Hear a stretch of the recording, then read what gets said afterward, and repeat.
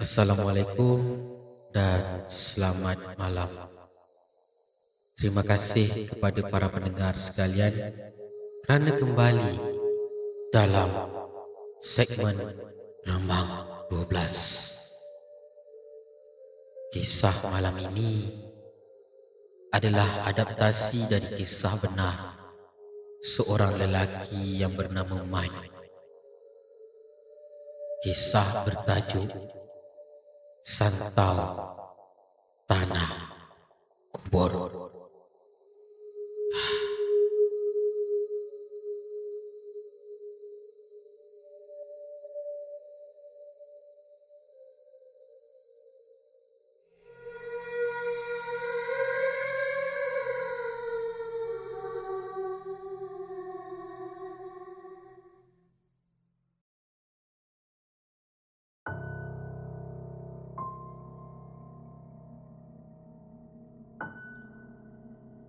Assalamualaikum dan selamat malam.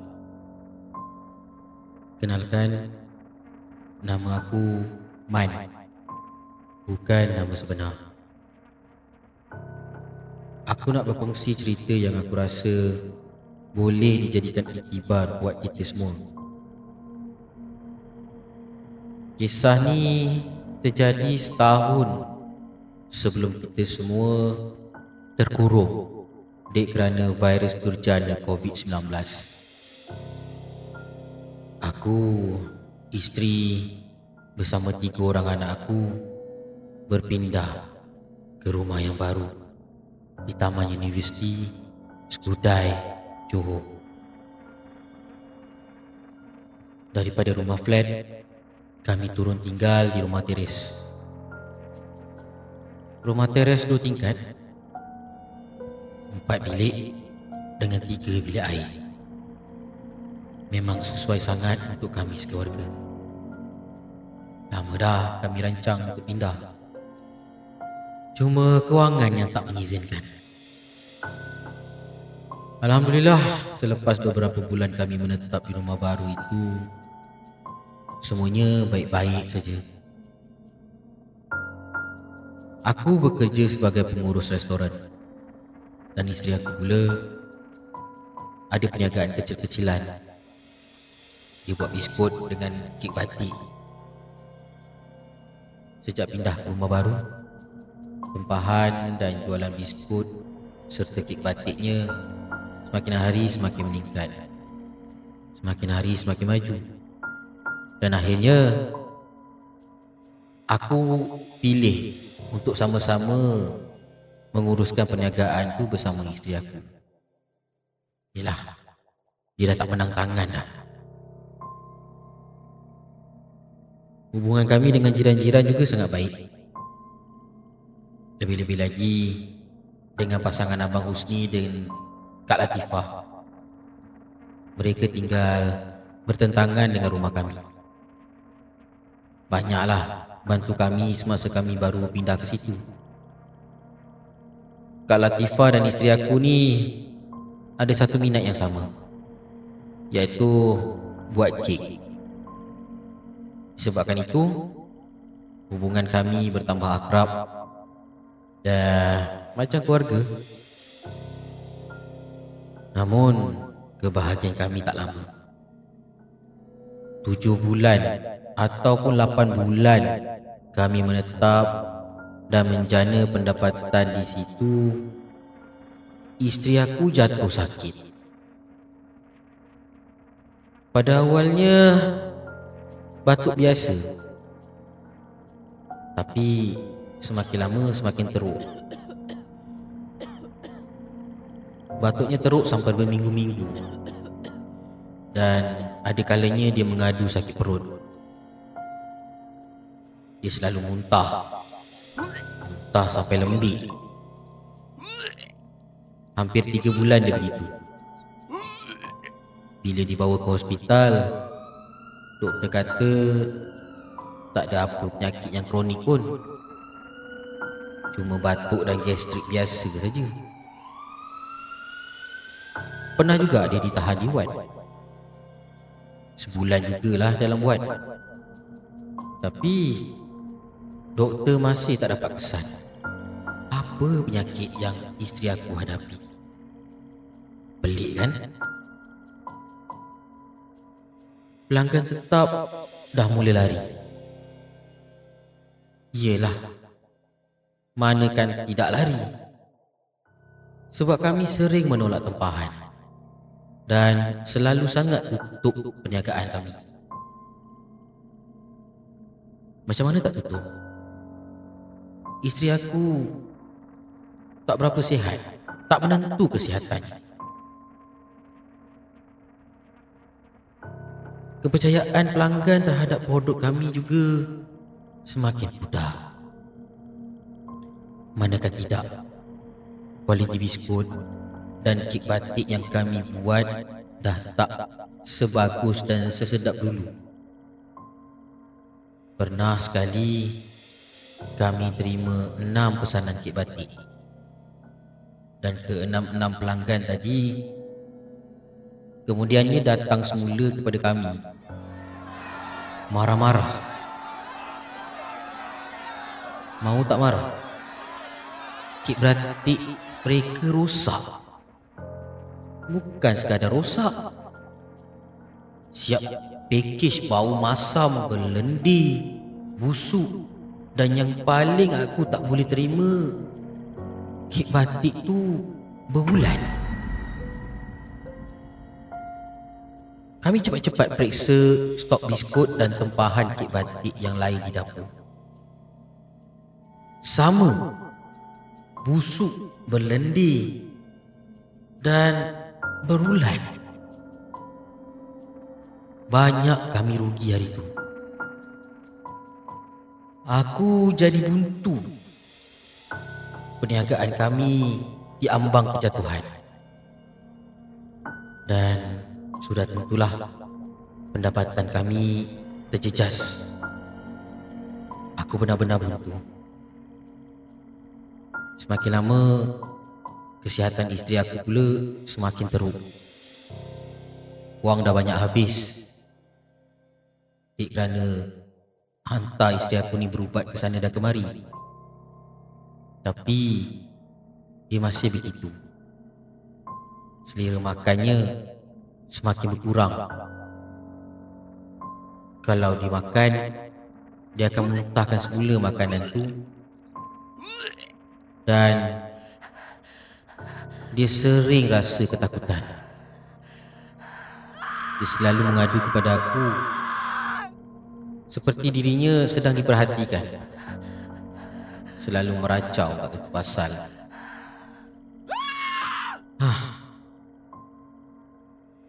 Ada salah seorang doktor di hospital menasihati aku.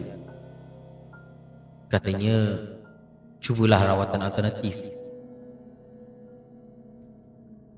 Bukan aku tak pernah cuba. Dah cuba, tapi semua surrender. Katanya benda yang mengganggu isteri aku ni kuat sangat.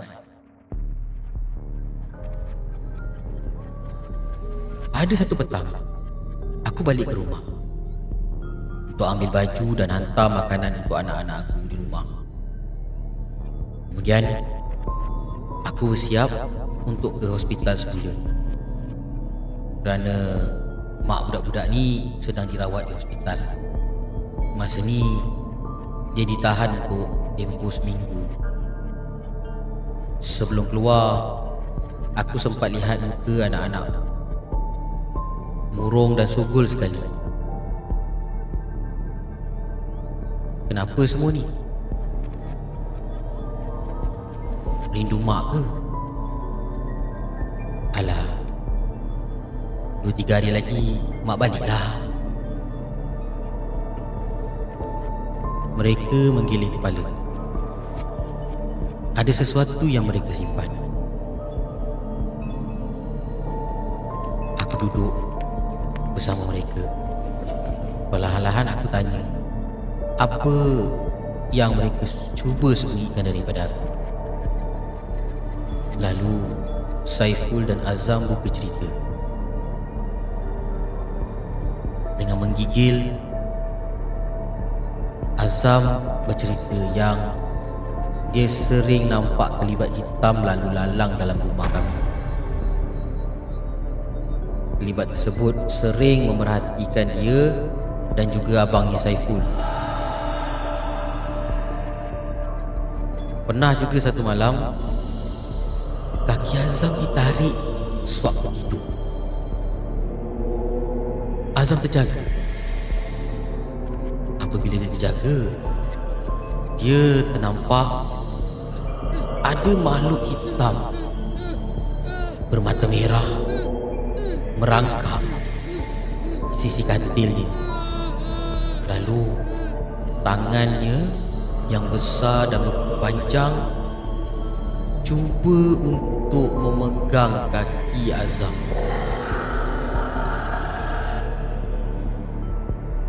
Kini giliran Saiful pula buka cerita. Saiful pernah terserempak makhluk yang sama yang Azam jumpa di ruang tamu. Dan ketika itu, dia sedang menonton perlawanan akhir Liga Inggeris. Sedang dia bersorak kerana pasukan kegemarannya mendahului permainan. Saiful dapat rasa seperti ada air yang menitik-nitik di bahunya. Saiful pelik. Dia cuba mendongak untuk mencari di mana tipisan air yang jatuh ke bahunya. Sampai di satu sudut, mata Saiful terbuntang. Terbuntang ketakutan apabila makhluk yang dikatakan Saiful itu sedang merangkak dan melekat di kornis rumah mereka dengan air liurnya yang meleleh. Aku semakin pelik dengan kisah-kisah anak-anak aku ni. Lain pula halnya si Zila, anak perempuan aku yang bongsu. Dia sering mengadu terdengar suara dengusan di biliknya.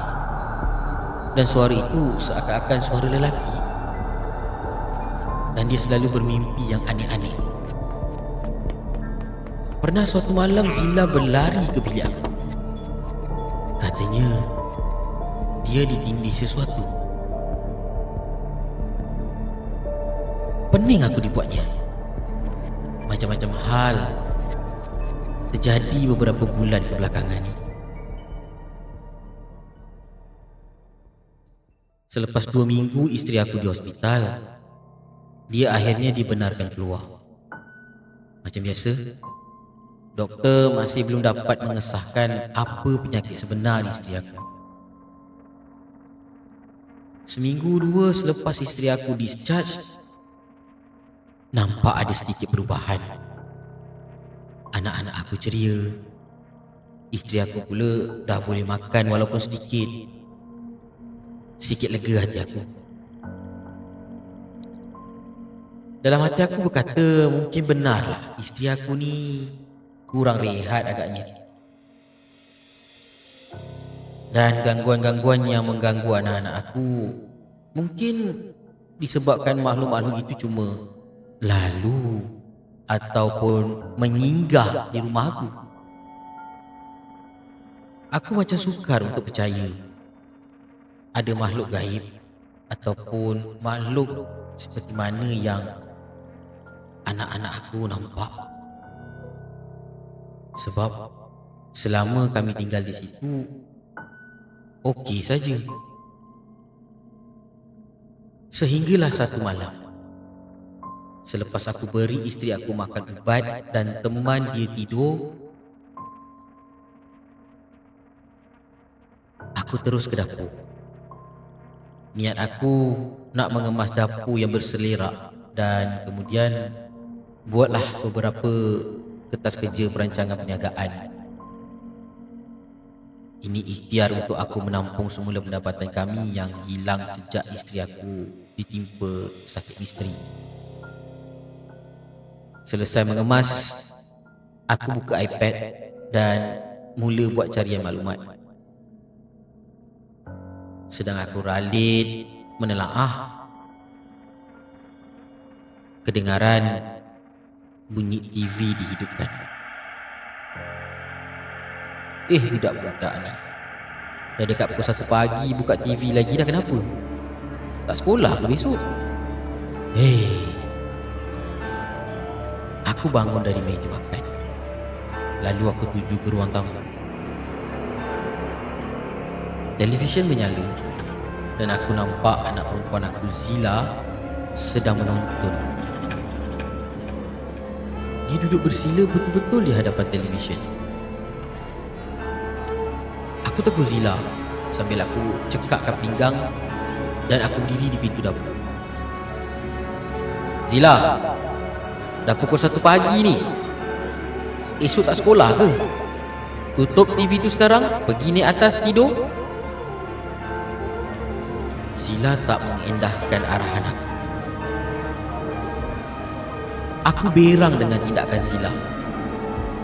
Zila, tak dengar ya ayah cakap? Baik kamu tutup TV tu sebelum ayah yang tutup. Kalau ayah yang tutup, memang lepas ni kamu tak dapat nak tengok TV lagi. Zila, dengar tak ni? Zila masih mendiamkan diri. Tak semena-mena suara televisyen dikuatkan semaksimumnya. Dia seolah-olah seperti tunjuk protes. Zila, kamu ni kenapa? Aku berjalan pantas ke arah Zila. Kali ini aku benar-benar marah. Sampai di ruang tamu, aku rampas alat kawalan jauh televisyen daripada Zila. Tiba-tiba, ya, apa yang bising-bising ni? TV tu asal kuat sangat. Terkejut kita orang ke atas ya. suara Saiful menegur aku dari arah tangga. Aku berpaling ke arah tangga. Tak ada apalah. Ni adik kamu ni tak kerti nak tidur. Tengok TV dah tengah-tengah malam buta. Yang kamu ni kena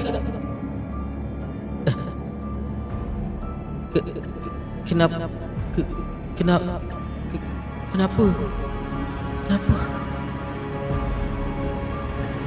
Aku terkejut. Lalu anak-anak aku memerhatikan aku daripada tangga, termasuk Zila. Kamu buat apa dekat sana? Bukan kamu tadi habis tu siapa yang dekat? Aku tergagap apabila melihat Zila ada bersama dengan abang-abangnya sedang memerhatikan aku di tangga rumah. Aku bingung. Kalau Zila sejak dari tadi di biliknya, siapa pula yang ada depan televisyen ni? Ayah, belakang ayah tu, belakang ayah. Tiba-tiba Azam menjerit. Aku cuba menoleh secara perlahan ke arah belakang. Ya Allah!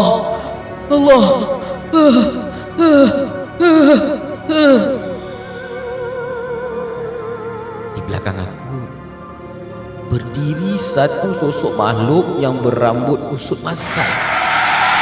Matanya terjojol ke depan, mukanya berkedut seribu. Dan aku nampak taringnya panjang sampai ke dagu. Tangannya panjang sampai ke lantai. Bajunya lusuh dan mengeluarkan bau lendir yang sangat-sangat busuk. Kemudian makhluk itu tersenyum menyeringai kepada aku.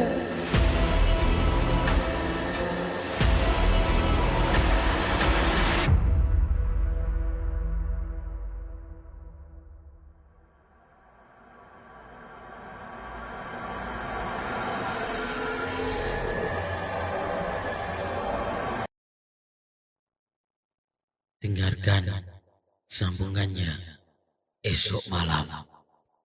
Santau Tanah Kubur bahagian kedua dalam Remang 12.